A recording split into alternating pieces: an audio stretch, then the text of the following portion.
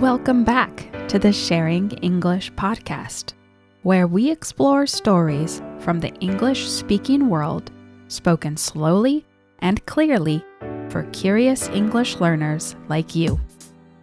Let's get started. Hey everyone, it's your host, Freya. Today's episode is about a very important person in the United States, Martin Luther King Jr., and about Martin Luther King Jr. Day. Just about everyone living in the United States has heard his name, and many people around the world recognize him as an important figure in American history. But knowing a name is not the same as understanding why someone still matters.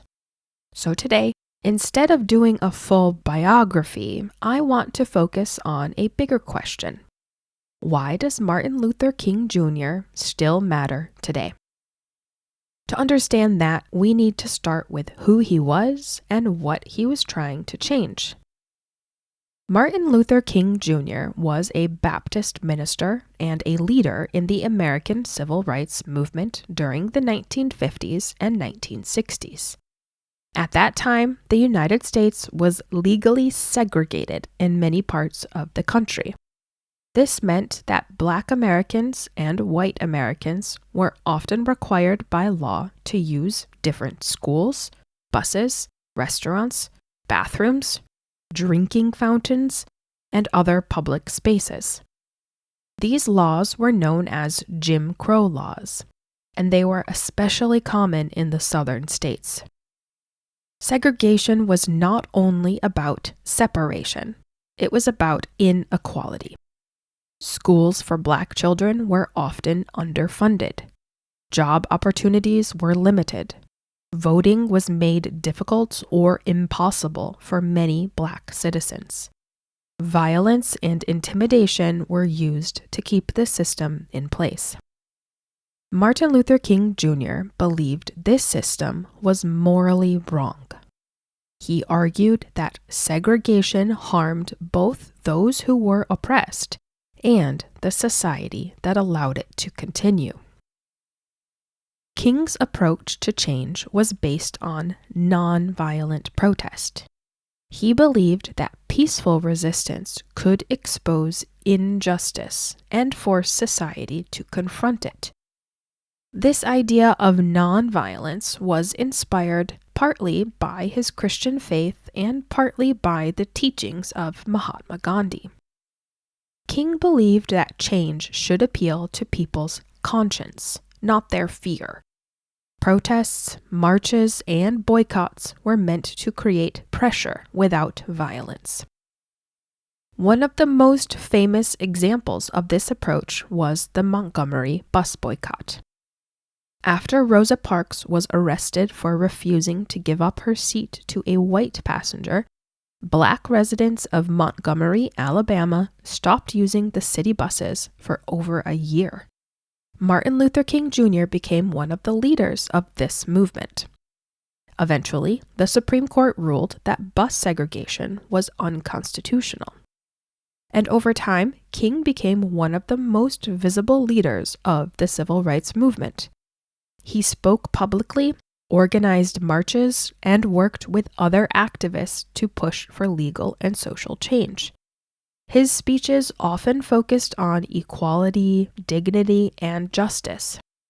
He spoke about an America that lived up to its own stated ideals. In 1964, Martin Luther King Jr. was awarded the Nobel Peace Prize. He was 35 years old. 4 years later, in 1968, he was assassinated. After his death, many Americans believed his work should be officially recognized. But creating a federal holiday in his name did not happen quickly. It took years of activism, debate, and public pressure. Some people supported the idea immediately. Others opposed it. Eventually, Martin Luther King Jr. Day became a federal holiday, first observed nationwide in 1986.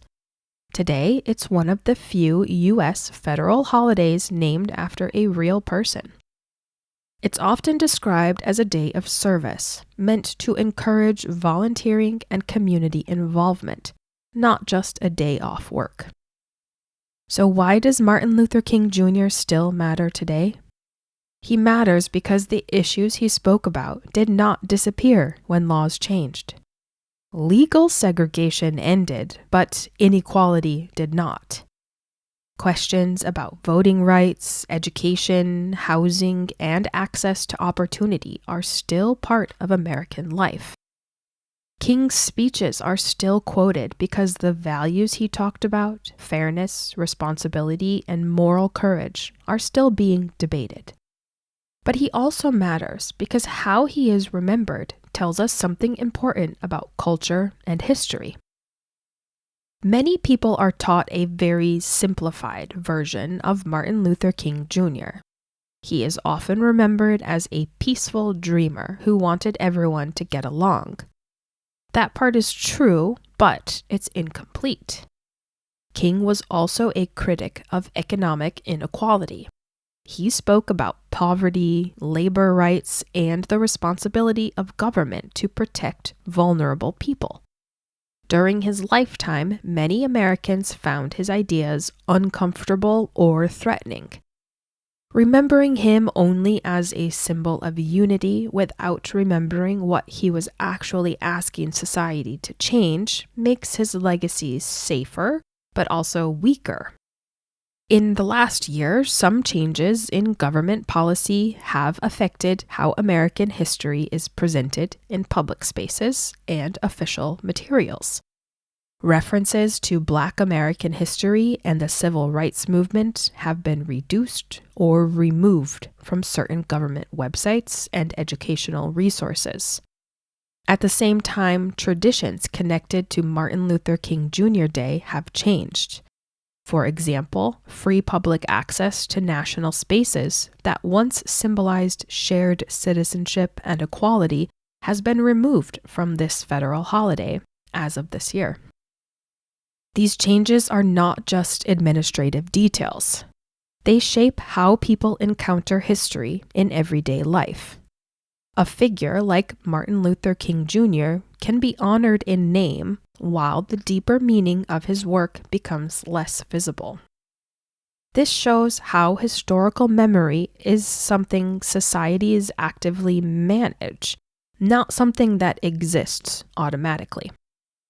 And this is one reason Martin Luther King Jr. still matters today, not only because of what he did in the past, but because his ideas continue to challenge how society thinks about justice, equality, and responsibility, and continues to inspire the next generation of changemakers. For English learners, this is especially important. Many people assume that history is settled and agreed upon. But in reality, history is often discussed, debated, and reinterpreted.